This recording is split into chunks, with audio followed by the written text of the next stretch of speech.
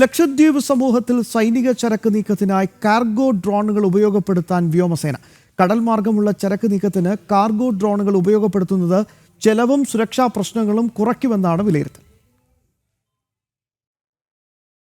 ദക്ഷിണ വ്യോമ കമാൻഡിന്റെ നേതൃത്വത്തിൽ ലക്ഷദ്വീപിലെ അഗത്തിയും മിനിക്കോയും കേന്ദ്രീകരിച്ച് സുരക്ഷാ സംവിധാനങ്ങളും സൈനിക സാന്നിധ്യവും വർദ്ധിപ്പിക്കുകയാണ് ഭാരതീയ വ്യോമസേന. കടൽ വഴിയുള്ള ചരക്ക് നീക്കത്തിനും അവശ്യ സേവന സംവിധാനങ്ങൾക്കും കുറഞ്ഞ ചെലവിൽ സുരക്ഷിതമായ മാർഗമെന്ന നിലയിലാണ് കാർഗോ ഡ്രോണുകളുടെ സാധ്യത വ്യോമസേന പരിശോധിക്കുന്നത്. തദ്ദേശീയമായി ഡ്രോൺ സാങ്കേതിക വിദ്യയുടെ വികസനം സാധ്യമാക്കിയ സ്ഥാപനങ്ങളെയടക്കം സഹകരിപ്പിച്ച് പദ്ധതിയുടെ പ്രാഥമിക രൂപത്തിലേക്ക് കടക്കുകയാണ് സേന. ഇതിന്റെ ഭാഗമായി ഇൻഡസ്ട്രിയൽ ഔട്ട്റീച്ച് പ്രോഗ്രാമും ഡ്രോണുകളുടെ പ്രദർശനവും തലസ്ഥാനത്ത് നടന്നു.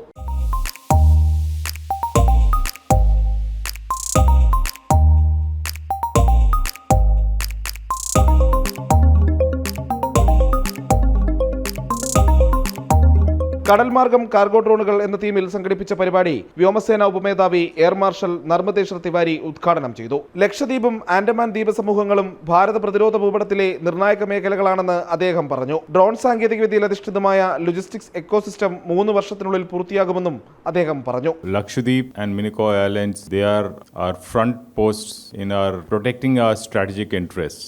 And if we have to achieve what Viksit Bharat 2047 we are looking at, independence in the strategic domain is very important, and for that we have to protect our interests, which we know that these are the important sea lines of communications which go from here. So economy and trade is intricately interlinked, and if you have to protect these interests in this uncertain geopolitical times, it is very important to continue developing these islands, both Lakshadweep as well as Andamans on the other side, because unless we protect these, which will be our frontier posts in our future, we will be found wanting. ദക്ഷിണ വ്യോമസേന മേധാവി air marshal Manish ഖന്നെ അടക്കമുള്ള ഉന്നത വ്യോമസേന ഉദ്യോഗസ്ഥർ പരിപാടിയുടെ ഭാഗമായിരുന്നു.